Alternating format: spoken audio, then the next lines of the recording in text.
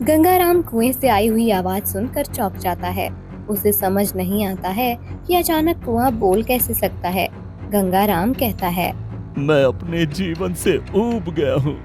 मेरा मर जाना ही अच्छा है। नहीं, ऐसी कोई समस्या नहीं होती। गंगाराम किसान अपने खेत में सर पर हाथ रखकर बैठा हुआ होता है। उसे समझ नहीं आ रहा था कि अब वो क्या करे। तभी उसका दोस्त आता है। अरे गंगाराम, क्या हुआ? ऐसे उदास क्यों बैठे हो? क्या बताऊं दोस्त, देखो मेरे खेत की अवस्था क्या हो गई है। मिट्टी इतनी बंजर हो गई है कि एक बीज भी इसमें अब फल फूल नहीं सकता।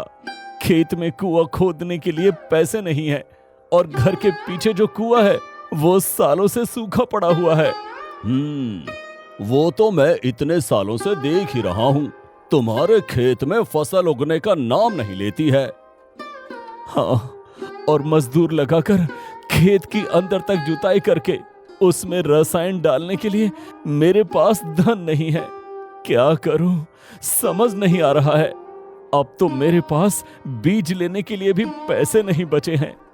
मुझे तो लगता है कि अब मुझे खेती छोड़कर कोई दूसरा काम कर लेना चाहिए।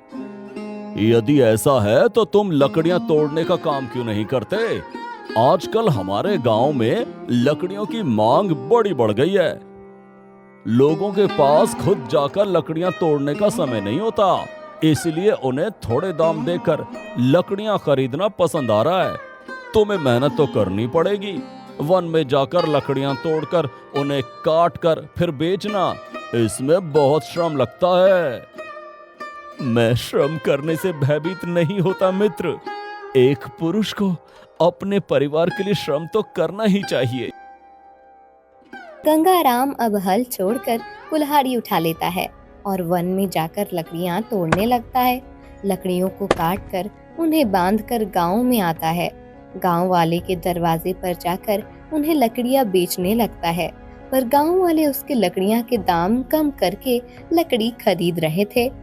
भाभी, लकड़ियां ले लो, अभी काट कर लाया हूँ। कितने में बेच रहे हो ये लकड़ियां? 20 रुपए की एक बंधी है भाभी। क्या 20 रुपए? नहीं, ये तो बहुत महंगा है। मैं तो 10 रुपए दूंगी। 10 में बेचना है तो बेचो, नहीं तो जाओ आगे। गंगाराम विचार करने लगता है। वो ठीक है कहता है। सीता 10 रुपए में लकड़ियां खरीद लेती है। ऐसे ही गांव में कुछ घरों में लकड़ियां बेचकर घर आता है। उसे जो थोड़े पैसे मिलते हैं उससे वो घर का कुछ जरूरी सामान लेकर आता है। गीता, ये लो, थोड़ा सामान लेकर आया हूँ। खाना बनाकर बच्चों को खिला देना। इतने से सामान में कितने दिन खाना बनेगा? हमें और ज्यादा धन की आवश्यकता है। हाँ, कल फिर लकड़ियां बेच कर आऊंगा। गांव वाले लकड़ियां कम दामों में खरीदते हैं और अगर मैं ज्यादा बात करता हूँ तो फिर खरीदने से ही ना कह देते हैं, इसलिए फिर कम दामों में ही बेचना पड़ता है। ठीक है, परंतु हमें कुछ न कुछ तो करना पड़ेगा। हमारे घर का किराया भी बढ़ रहा है। मालिक बार बार आकर किराए के पैसे मांगते हैं। ऐसे ही गंगाराम रोज बहुत श्रम से लकड़ियां तोड़कर उन्हें बेचकर आता था, पर उसकी पैसों की जरूरत कम नहीं हो रही थी। एक दिन उसके घर का मालिक घर आता है और गंगाराम, 6 महीनों से तुमने घर का किराया नहीं दिया है। अब अगर 2 दिनों में तुमने मुझे पूरे पैसे नहीं दिए तो तुम इस घर में रहने का विचार छोड़ दो। ऐसे मत कहिए मालिक, आप तो जानते हैं कि मेरे खेत में फसल नहीं होती। मैं कुछ नहीं कमा पा रहा हूँ। लकड़ियां बेचकर जो थोड़े पैसे मिलते हैं उसमें मैं अपने परिवार का पेट भी पाल पा रहा हूँ। वो सब मैं नहीं जानता। 2 दिनों के बाद आऊंगा, तब तक मुझे पूरे पैसे दे दो, नहीं तो घर छोड़कर चले जाओ। मालिक चला जाता है और गंगाराम विचार करने लगता है कि वो क्या करे। 2 दिनों में वो बहुत सारी लकड़ियां बेचता है, पर उसे उतना धन नहीं मिलता है जितना उसे आवश्यकता था। अब हम क्या करें? कल मालिक किराए के पैसे लेने आएंगे, तब उन्हें हम पैसे किस प्रकार देंगे? मैं भी यही विचार कर रहा हूँ। समझ ही नहीं आ रहा कि पैसों का प्रबंध कैसे करूं। गांव में कितने लोगों के पास मैंने पैसे मांगे, पर कोई मुझे पैसे देने के लिए तैयार नहीं है। अब कल क्या करूं, मालिक से क्या कहूं? रात हो जाती है। गंगाराम को पैसा के बारे में सोचकर नींद नहीं आ रही थी। वो अपने घर के पीछे के आंगन में आता है। गंगाराम के घर के पीछे जो आंगन था, उसमें एक पुराना कुआं था जिसमें पानी की एक बूंद नहीं थी। गंगाराम उस कुएं के पास जाता है। इस कुएं का जीवन भी मेरे जीवन जैसा ही है। कितने सालों से ये कुआं सूखा हुआ है। जिस प्रकार इस कुएं में पानी की एक बूंद नहीं है, गांव के लोग इस सूखे कुएं में घर का कचरा फेंकते हैं, उसी प्रकार मेरे जीवन में भी कुछ भी अच्छा नहीं है। ऐसा कहकर गंगाराम कुछ विचार करता है और उस कुएं में कूदने का विचार पक्का करता है। मुझ जैसे व्यक्ति को जीने का कोई अधिकार नहीं है। मैं अपने परिवार को पेट भर खाना भी नहीं खिला पा रहा हूँ। कल से कदाचित उनके सिर पर छत भी नहीं होगी। मैं अपने परिवार को ऐसे रास्ते पर आया हुआ नहीं देख सकता, इसलिए मेरा मर जाना ही अच्छा है। गंगाराम कुएं में कूदने के लिए उसमें झांकता है। तभी अचानक कुएं के अंदर से एक रहस्यमयी आवाज आती है। अपने प्राणों का त्याग करना समस्या का उपाय नहीं है। अपने प्राणों का त्याग करके मूर्खता मत करो। गंगाराम कुएं से आई हुई आवाज सुनकर चौंक जाता है। उसे समझ नहीं आता है कि अचानक कुआं बोल कैसे सकता है। गंगाराम कहता है, मैं अपने जीवन से ऊब गया हूँ। मेरा मर जाना ही अच्छा है। नहीं, ऐसी कोई समस्या नहीं होती जिसका उपाय ना हो सके।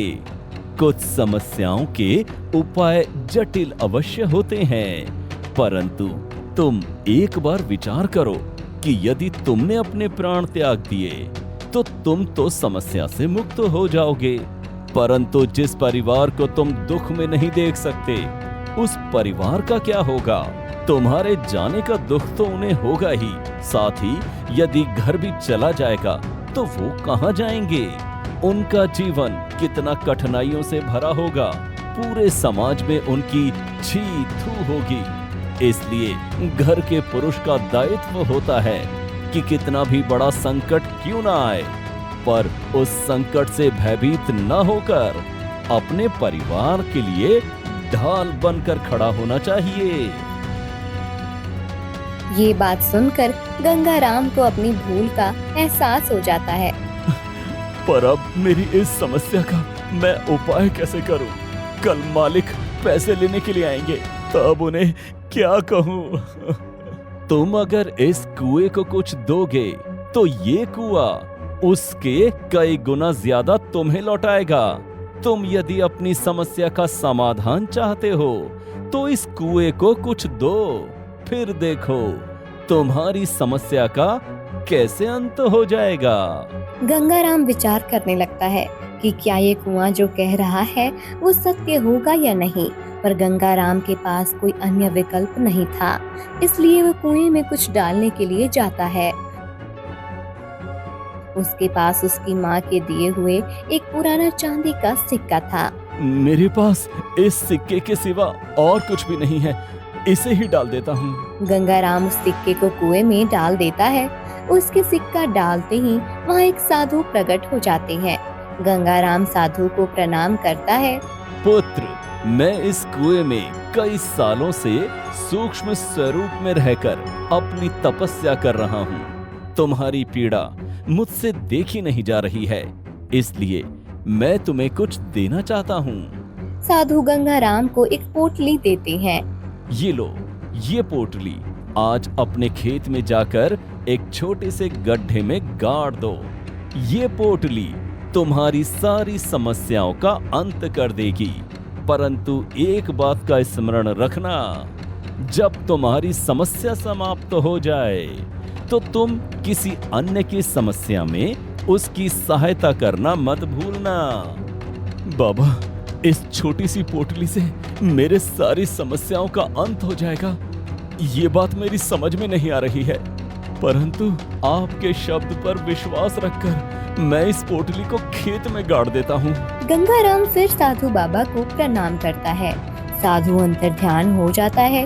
गंगाराम गीता को बिना बताए खेत में आता है। खेत में एक छोटा सा गड्ढा बनाकर उसमें वो पोटली रख देता है। उस पर फिर से मिट्टी डालकर थोड़ा सा पानी डालकर गंगाराम घर वापस आ जाता है। आप इतनी रात को कहाँ गए थे? कुछ नहीं, यही बाहर था। गंगाराम गीता को कुछ नहीं बताता। अभी भी उसे उस पोटली की बात पर पूरी तरह से विश्वास नहीं हो रहा था। वो सुबह की प्रतीक्षा करने लगता है। अगली सुबह वो जल्दी उठकर तैयार हो जाता है। अरे, आप इतनी सुबह कहाँ जा रहे हैं? मैं खेत में जा रहा हूँ, तुम भी मेरे साथ चलो। खेत में? पर अभी खेत में क्या काम है? तुम चलो, मैं तुम्हें सब बता देता हूँ। गीता और गंगाराम अपने खेत में आते हैं। वो सामने देखते हैं कि एक पेड़ है और उस पेड़ पर चांदी के सिक्के लगे हुए हैं। वो देखकर गंगाराम बहुत आश्चर्य में पड़ जाता है। गीता को तो समझ ही नहीं आ रहा था कि उसके बंजर खेत में ये पेड़ कैसे उग गया है, और वो भी चांदी के सिक्के का। ये क्या? ये चांदी के सिक्कों का पेड़ हमारे खेत में? ये कैसे हुआ? क्या है ये सब? इसका अर्थ है कि कल साधु बाबा ने जो पोटली दी थी उसी का ये कमाल है। कौन सी पोटली? कौन से बाबा? ये आप क्या कह रहे हैं? ये पेड़ यहाँ कैसे आया? फिर गंगाराम गीता को रात की सब बात बता देता है। मुझे तो साधु बाबा की बात पर विश्वास नहीं हो रहा था, पर अब देखो, उनके आशीर्वाद से हमें ये सिक्कों का पेड़ मिल गया है। गंगाराम और गीता उस पेड़ को हिलाते हैं। सिक्के नीचे गिरने लगते हैं और दोनों उसे उठाकर घर ले आते हैं। उन सिक्कों की मदद से गंगाराम अपना सारा किराया चुका देता है। उसके घर के मालिक को भी वो सिक्के देखकर बहुत आश्चर्य होता है। चांदी के सिक्के? तुम्हारे पास इतने सारे चांदी के सिक्के कहाँ से आ गए? मालिक, आप वो सब छोड़िए, मैंने अपना सारा किराया चुका दिया है, इसलिए अब आप हमें इस घर से नहीं निकाल सकते। मकान मालिक चला जाता है, पर उसे गंगाराम के रहस्य के विषय में रुचि उत्पन्न हो जाती है। ऐसे ही आगे उन चांदी के सिक्कों की मदद से गंगाराम अपनी सारी समस्या हल कर लेता है। वो बहुत धनवान बन जाता है। मकान मालिक जो गंगाराम पर नजर रखे हुए था, वो एक बार गंगाराम और गीता की बातें सुन लेता है। जी, अब तो हमारी सारी मुश्किलें हल हो गई हैं। अब हम उस सिक्कों के पेड़ का क्या करेंगे? साधु बाबा ने कहा था कि जब हमारी समस्याएं समाप्त हो जाएं, तब हमें दूसरे गरीब लोगों की सहायता करनी चाहिए। इसलिए अब हम जो भी जरूरतमंद हमारे पास आएगा उसकी सहायता करेंगे। इतने सालों से हमारे घर के पीछे वो कुआं है, पर आज तक हमें पता ही नहीं था कि हमारा कुआं जादुई है।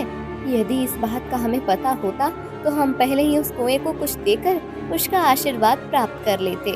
हाँ, कदाचित उस रात जब मुझे सबसे ज्यादा आवश्यकता थी, तभी मुझे उस कुएं के विषय में पता चलना था, इसलिए हमें पहले कुछ पता नहीं चला। गीता और गंगाराम की बातें मालिक छुपकर सुन रहा था। वो समझ जाता है कि हो ना हो इसके चांदी के सिक्कों के पेड़ का रहस्य इसके कुएं से ही जुड़ा हुआ है। वो रात होने की प्रतीक्षा करने लगता है। रात हो जाती है और मकान मालिक गंगाराम के कुएं के पास आता है। वो कुएं में झुककर देखता है। अरे, इस कुएं में तो कुछ भी नहीं है सिवाय कचरे के। ये कुआं क्या चांदी के सिक्के दे सकता है? ऐसा क्या रहस्य हो सकता है इस कुएं का? फिर मालिक वहीं पड़ा एक पत्थर उठाता है और उस कुएं में फेंक देता है। तभी वहाँ साधु प्रकट होते हैं। उनके सर से खून बह रहा था।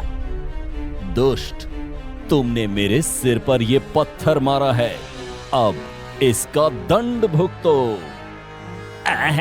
अरे नहीं नहीं नहीं, मैंने जानबूझकर आपको पत्थर नहीं मारा था। मैं बस इस कुएं का रहस्य जानना चाहता था। इस कुएं का यही रहस्य है कि मैं इसमें सूक्ष्म रूप से रहता हूँ। पर तुमने मुझे आहत किया है, इसलिए तुम्हें दंड भुगतना ही पड़ेगा। साधु को ऐसे कहते ही मकान मालिक के शरीर पर अचानक आसमान से पत्थर गिरने लगते हैं। वो भागने लगते हैं पर पत्थर उसका पीछा करने लगते हैं। साधु अंतर्ध्यान हो जाते हैं। मकान मालिक अपनी हवेली में जाकर छुप जाता है। एक दिन किशन गंगाराम के पास आता है। गंगाराम, सुना है कि तुम अब बहुत धनवान बन गए हो। ऐसी कोई बात नहीं है मित्र, बस ईश्वर की कृपा है। अब मैं विचार कर रहा हूँ कि अपने खेत की अच्छे से जुताई करके फिर से खेती करना शुरू करूं। हाँ, एक बार प्रयास अवश्य कर सकते हो। अब तुम्हारे पास पैसे भी हैं। पर तुम इतने उदास क्यों लग रहे हो? क्या हुआ? अरे, इस बार मेरी भी फसल अच्छी नहीं आई है। साहूकार से पहले ही कर्जा ले रखा है। अब यदि उसका कर्जा नहीं चुकाया तो वो मेरा खेत हड़प लेगा। इसलिए चिंता में हूं कि इस समस्या का उपाय कैसे करूं। बस इतनी सी बात, चलो मेरे साथ। गंगाराम किशन को अपने साथ अपने खेत में लेकर आता है। गंगाराम वो पेड़ देखकर आश्चर्य में पड़ जाता है। गंगाराम पेड़ को हिलाता है और सिक्के किशन को देता है। तुम्हारा बहुत बहुत धन्यवाद गंगाराम, जो तुमने आज मेरी सहायता की। इतने सिक्कों से तो मेरा सारा कर्जा उतर जाएगा। तुम्हें और भी आवश्यकता हो तो मुझे बता देना। किशन गंगाराम से उस पेड़ के बारे में पूछता है और गंगाराम उसे सब सच सच बता देता है। फिर अच्छा, तो कदाचित तुम्हारे मकान मालिक के साथ कल जो हुआ वो उस कुएं के कारण ही हो सकता है। क्या हुआ मकान मालिक के साथ? कल रात को कुछ लोगों ने देखा कि वो आगे भाग रहा है और उसके शरीर पर आसमान से पत्थर गिर रहे हैं। वो उन पत्थरों से बचने के लिए भाग रहा था। पर ऐसे कैसे हो सकता है? आसमान से पत्थर कैसे गिर सकते हैं? अब पेड़ से चांदी के सिक्के गिर सकते हैं तो आसमान से पत्थर क्यों नहीं गिर सकते? अरे, उसने तुम्हारे कुएं में पत्थर फेंका होगा, इसलिए उसके शरीर पर पत्थर पड़ रहे होंगे। मकान मालिक की बात सुनकर दोनों हंसने लगते हैं और अपने अपने घर चले जाते हैं। ऐसे ही एक दिन गंगाराम के पास एक भिखारी आता है। गंगाराम उसे बहुत से सिक्के देता है और उससे वचन लेता है कि वो अब इन सिक्कों की सहायता से कोई व्यापार शुरू करेगा और कभी भी भीख नहीं मांगेगा। ऐसे ही गंगाराम अब गांव वालों की मदद करने लगता है। वो खेती भी करने लगता है। इस बार उसकी अच्छी फसल आती है। अरे वाह, इस बार तो बहुत अच्छी फसल आई है। गांव वालों की समस्या में भी उनकी सहायता करने से अब उन्हें भी सहारा मिल गया है। आपके कहने का मतलब क्या है?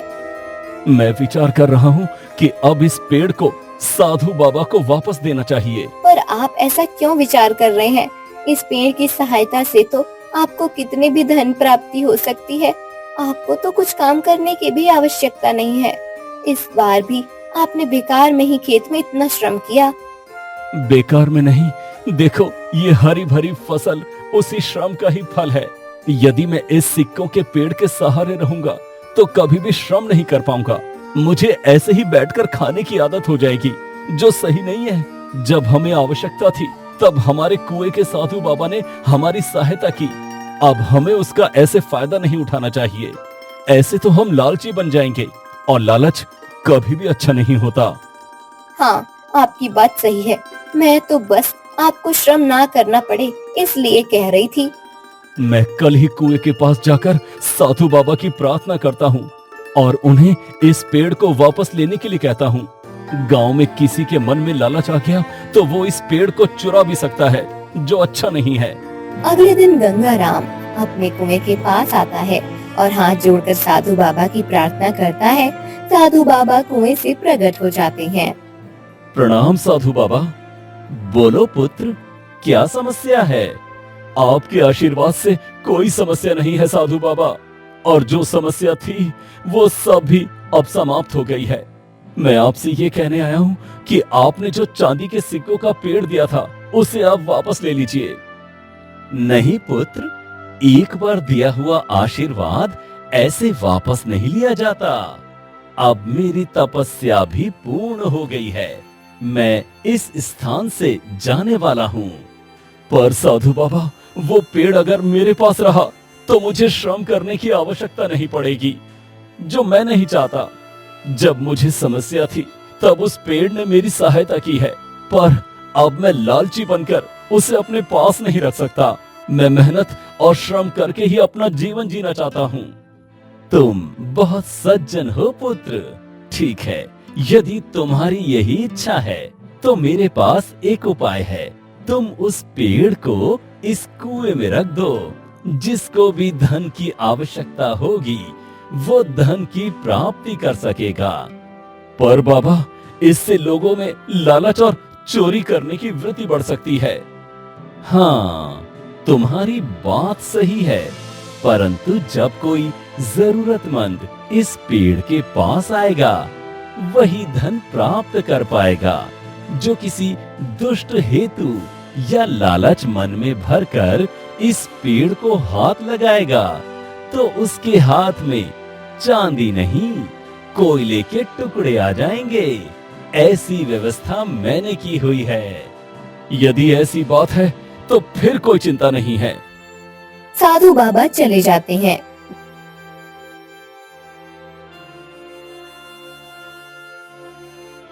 गंगाराम पेड़ को कुएं में लगा देता है। उस पेड़ की सहायता से कई जरूरतमंद अपनी जरूरतें पूरी करने लगते हैं। गंगाराम के रहस्यमय कुएं और उस चांदी के पेड़ की बात पूरे गांव में चर्चा का विषय बन जाती है।